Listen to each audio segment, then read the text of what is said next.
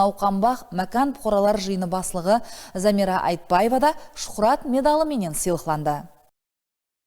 Құрметті президентіміздің хаял қыздарды сыйлықтау бойынша арнаулы құжеті пәрманы қабыл етіліп, пәрман арқылы мінекей мені де кемтарана жұмыстарымыз, халыққа істеген азырақ ниетімізді бақылап, Шухрат медалына ұсынған екен.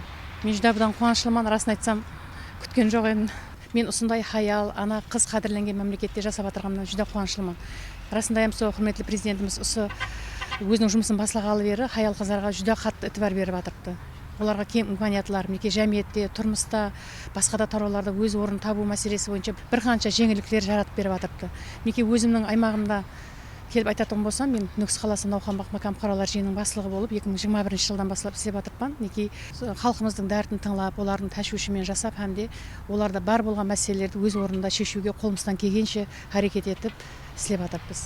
Бұндан бір ай бұрын Нүкіс қаласындағы белгілі іспілермен 10 хаялымыз біздердің Науқанбақ махаллемізді өз қауіндерігіне алып, қолларынан келгенше оларды кәсіпке оқытып, жұмыспен тәмінлеп, сондай-ақ олардың қызығушылығы бойынша бәнділігін тәмінлеу үшін тарауларға бөліп, қолдан келгенше жәрдем беріп жатыр. Мен жүдә қатты қуаныштымын, себебі қазіргі күнде 20-дан астам хаял қызларымыз тігушілік бағдарында кәсіп өнерді оқып жатырды. Бисер тарауында оллаған хаялымыз бар, һәмде мобилография тарауында да 20-ға жақын бұқараларымыз, хаял қызларымыз оқып жатырды.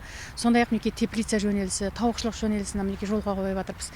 Жүдә қатты қуаныштымын, мемлекетімізде 33 миллионнан астам халық жасайтын болса, тең ярымнан астам хаял қызларымыз өздерінің белсенділігіменен, халқымызға перзент тәрбиясымен, тұрмыста, басқа да тарауларда өз қызметін атқарып келмекте. Президентіміз осындай біздердің жұмысымызды бақылап, біздерді осындай құрметке лайық еткен екен, алдағы уақытта Құдай қаласа бұнан да күштірек, бұнан да жігерлі етіп, өз халқымызға, ана отанымызға қызмет етуге таярмыз.